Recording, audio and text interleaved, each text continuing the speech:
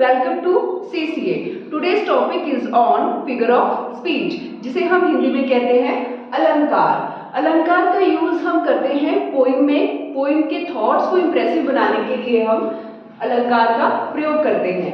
It is a part of semantics. ये semantics का part है, जो है structure of language. It is a structure of language. ठीक है, आपने ये पहले पढ़ा होगा, लिटरेचर में पढ़ा होगा, टेक्स्ट बुक एंड रिफ्लेक्शन वाली बुक में भी पढ़ा होगा आपने। स्ट्रक्चर ऑफ लैंग्वेज क्या होता है, पार्ट्स ऑफ सिमेंटिक्स क्या होते हैं, जिसमें आता है फोनेटिक्स, फोनीम, मॉर्फोलॉजी, इस टाइप की सारी चीजें आती हैं। उसी में ही ये चीज निकलती है हमारी फिगर ऑफ स्पीच, जिसको हम कहते हैं अलंकार। इसकी छोटी सी डेफिनेशन है, a figure of speech is an expression or word. A figure of speech is a expression or word used in the metaphorical language rather than literal meaning. Used in the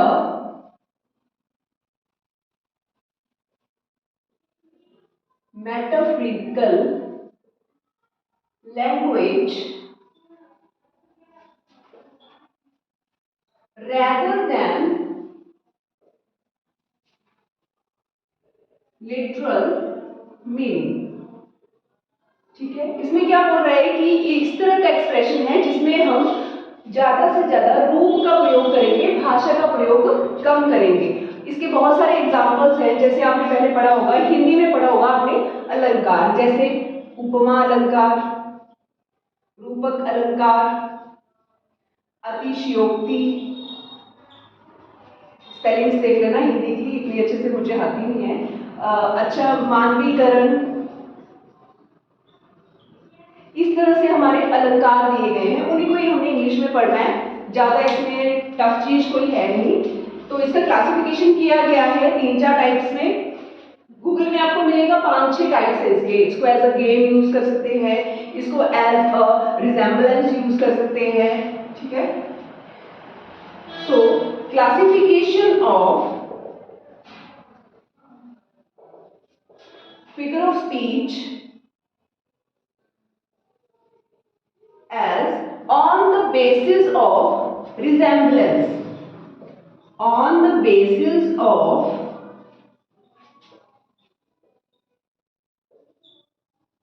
resemblance. resemblance क्या होता है, किसी की तरह, किसी के जैसा दिखना। ठीक है, इसको हिंदी में कहेंगे हम किसी के जैसा दिखना। ठीक है, 3-4 टाइप्स है इसके। पहले मैं सबके पार्ट्स बता देती हूँ आपको, फिर हमने एक दो इनके जो टाइप्स हैं वो पढ़ लेने हैं, 1-2 टॉपिक कर लेंगे। फॉर एग्जांपल इसका कौन सा है, ऑन द बेसिस ऑफ पे कौन सा यूज होगा हमारा, सिमिली, इसके जैसे दिखना। उपमा, किसी की उपमा करना, उपमा मीन्स सिमिली। सेकंड है हमारा मेटाफर। मेटाफर होता है रूपक, किसी का रूप बताना कि तुम वही हो। और उपमा क्या, कंपैरिजन करना किसी चीज का। उपमा को इंग्लिश में बोलते हैं कंपैरिजन, और इसको as a figure of speech बोलेंगे simile. Metaphor. Third one is personification. Personification, it means मानवीकरण। फोर्थ इसका टाइप आ जाएगा, fourth one is apostrophe. Fourth one is apostrophe. Apostrophe को हिंदी में कहेंगे हम संबोधन। संबोध करना किसी चीज का, संबोधन। ठीक है, तो ये हमारे 4 टाइप्स हैं। इनमें से ये 3 मेन टाइप्स हैं जो कि एग्जाम में आपको पूछ लिए जाते हैं। ठीक है, जब आपने पोइम पढ़नी है या उसका टाइप्स बताना है, तो उसको इंप्रेसिव वे में बताने के लिए हम इन फिगर ऑफ स्पीच का यूज करते हैं। हम सारा करेंगे एक एक करके चीज। सबसे पहले हमें डेफिनेशन पता होनी चाहिए और उसकी क्लासिफिकेशन पता होनी चाहिए, और चीज कहां से आई है वो पता होना चाहिए। सेकंड आ जाता है इसका on the basis of association. On the basis of association, किसी चीज का एसोसिएट करना, संसर्ग करना, एसोसिएशन। एसोसिएशन में दो टाइप्स आ जाएंगे इसके, for example synecdoche, second one is metonymy. ये वाले भी दोनों मोस्ट इंपॉर्टेंट हैं, हमें एग्जाम में पूछने जाते हैं, जिसको मैं टिक करूंगी वो चीज आपकी मोस्ट इंपॉर्टेंट होगी, ठीक है। तो सिनिडॉकी को हिंदी में क्या कहते हैं? उपलक्षक और उपलक्षक, साथ साथ में हिंदी में भी कर लेंगे। और मेटोनमी को बोलते हैं लक्षणा, मेटोनमी को हिंदी में कहते हैं लक्षणा, ठीक है। इंग्लिश में पता होगा, हिंदी में हिंदी टू इंग्लिश करेंगे तो ज्यादा हमारे लिए इजी हो जाएगा, और अलंकार हम दोनों वे में रिवाइज कर लेंगे। थर्ड टाइप है इसका figure of speech on the basis of contrast, on the basis of contrast। on the base of contrast कौन कौन से आ जाएंगे? Epigram, epigram. सेकंड देख लेते हैं कौन सा है। Second one is antithesis, antithesis. Epigram को हम कहते हैं सूक्ति, और सेकंड आता है हमारा एंटीथेसिस को हम कहेंगे किस चीज का विरोध करना, एंटी विरोध, विरोध करना, ठीक है। तो इसमें भी इंपॉर्टेंट कौन सा आ जाएगा? हमारा एंटीथेसिस आ जाएगा। वैसे तो हमारे पास 25, 26 या 30 फिगर ऑफ स्पीच है, उसमें से 10 या 12 या 15 ही इंपॉर्टेंट है, 10 इंपॉर्टेंट है, बस वही पढ़ने हैं हमने अच्छे से, बाकी को हमने सुन लेना है, उनका मीनिंग पता होना चाहिए हमें, बस दैट्स इट, ठीक है। एक लास्ट बच गया हमारा on the basis of construction, इसको मैं यहीं पे ऐड कर लेती हूँ। On the basis of construction, construction के बेस पे कौन कौन सा आ जाएगा? क्लाइमैक्स और एंटी क्लाइमैक्स, ये भी इंपॉर्टेंट है दोनों, क्लाइमैक्स और एंटी क्लाइमैक्स। क्लाइमैक्स को हिंदी में कहेंगे पराकाष्ठा, क्लाइमैक्स को हिंदी में कहेंगे पराकाष्ठा, और एंटी क्लाइमैक्स को कहेंगे प्रतिकाष्ठा, प्रतिकाष्ठा, पराकाष्ठा और प्रतिकाष्ठा, ये भी इंपॉर्टेंट है।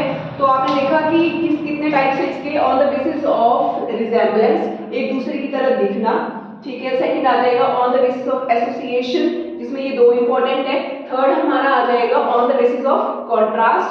फोर्थ आ जाएगा ऑन द बेसिस ऑफ, हमारा आ जाएगा on the basis of construction, ठीक है। तो ये हमारे 4 टाइप्स आ जाएंगे। सो आज की क्लास में हम करेंगे simile and second one is metaphor. You can take screenshot. Simile and metaphor.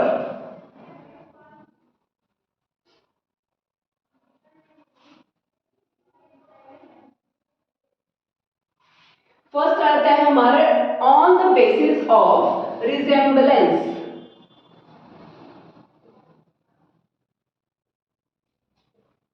Resemblance, किसी के जैसा दिखना,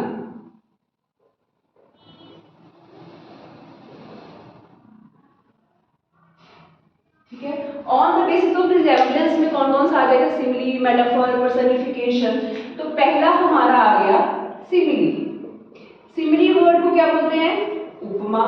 उपमा को हम इंग्लिश में क्या बोलते हैं? कंपैरिजन करना। और कंपैरिजन हम कब करते हैं? दो चीजों का करेंगे। Comparison between two things is known as simile. लेकिन अगर हम कंपैरिजन करेंगे, कोई तो एक चीज उसमें इंपॉर्टेंट होनी चाहिए, तो इसमें एक और चीज ऐड कर लेना कि comparison between two things but in which at least one point is common, in which at least one point is common।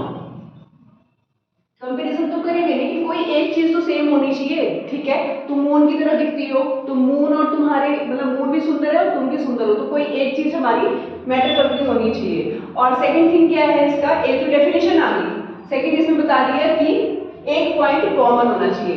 इसकी पहचान कैसी है, ठीक है, ये नोट कर लो यहाँ पे, पहचान में लिख लो कि एज, लाइक या फिर सो, जो भी वर्ड्स दिए गए होंगे उनके साथ एज, लाइक, सो दिया गया होगा। एज बोल्ड, एज ब्रास, ठीक है, इस तरह से एज दिया गया होगा।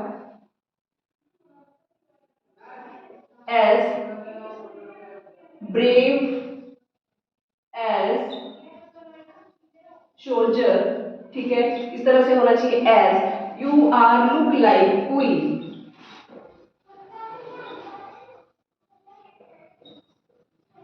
You are look like queen, जिसमें लाइक वर्ड आ गया, एज वर्ड आ गया, ठीक है, इस तरीके से आपको पता होना चाहिए।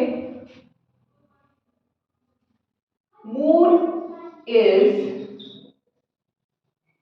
लुक लाइक यू, ठीक है, कंपैरिजन कर दिया, ठीक है, मून भी तुम्हारी तरह दिखाई देता है। चलो और एग्जांपल देख लेते हैं। Life is like a dream,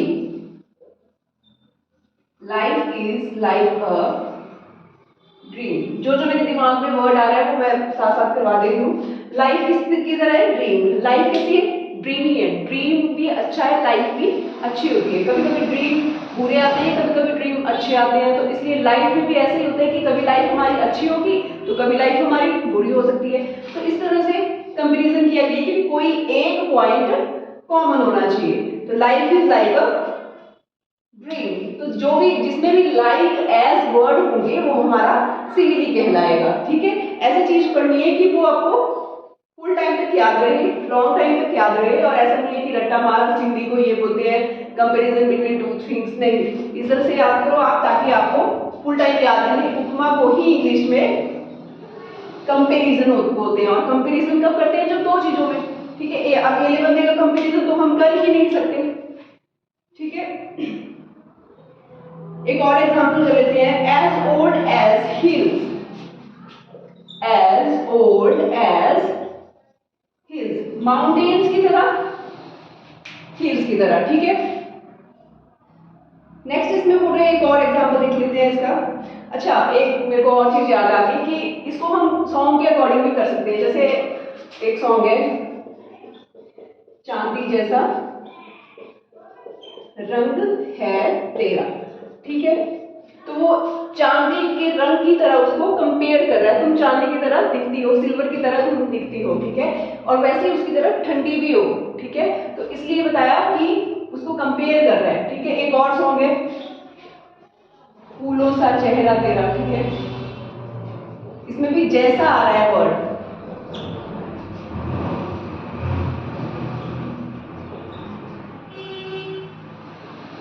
फूलों सा चेहरा तेरा, ठीक है, वो कंपैरिजन कर रहे हैं फूलों की तरह। फूल नाजुक होते हैं और गर्ल्स भी नाजुक होती हैं, इसलिए इस तरह से बता रहा है वो कि फूलों की तरह तुम्हारा फेस है, you are look like flower, ठीक है। उसमें जो वर्ड कंपैरिजन कर रहा है और एक चीज कॉमन होगी उसको हम क्या कहेंगे, सिमिली कहेंगे। तो ये वाला क्लियर हो गया, अच्छे से करनी है चीज वरना करनी नहीं है, ठीक है। नेक्स्ट आता है हमारा metaphor. Next word we have, next figure of speech is metaphor.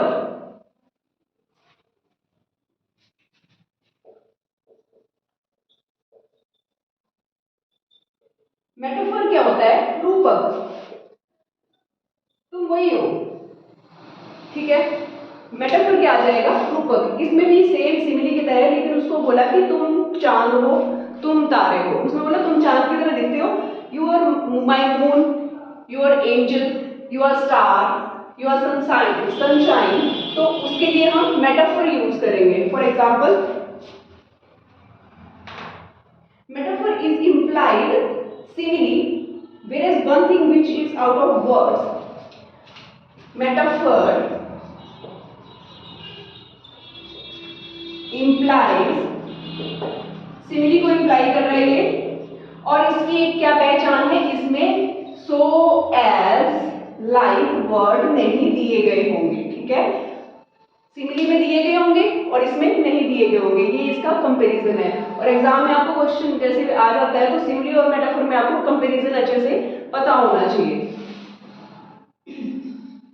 For example, Rana Pratap was the lion of Mewar.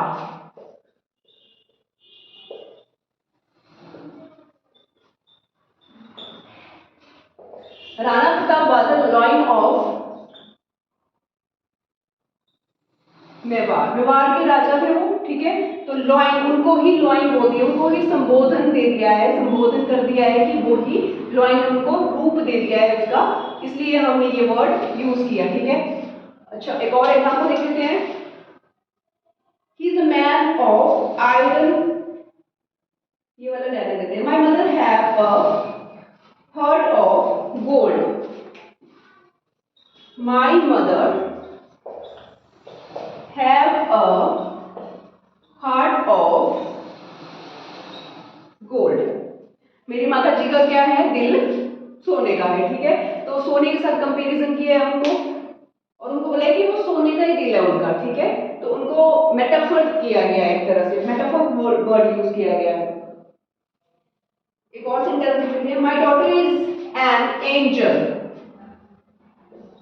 My daughter is an angel, मेरी बेटी परी है, ठीक है। तो उन्होंने परी का रूप दे दिया है उसको। और एक और सॉन्ग देख सुना होगा आपने कि जो सिद्धू मूसेवाले का है कि असी अज दे राजे हाँ, तो फिर वो भी मेटाफर में ही आ जाता है, ठीक है। आप उस तरीके से भी याद कर सकते हो। और एक और जैसे सॉन्ग आपने सुना होगा, तो धूप है, तो है नदी, ठीक है। उसको ही बोल रहे कि तुम ही धूप हो, तुम ही नदी हो, उसमें उन्होंने रूप दे दिया उसको।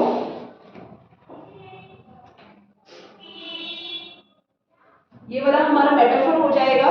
नेक्स्ट हम करते हैं कि इसका कंपैरिजन क्या होगा, ठीक है। सिमिली और मेटाफर में क्या कंपैरिजन है।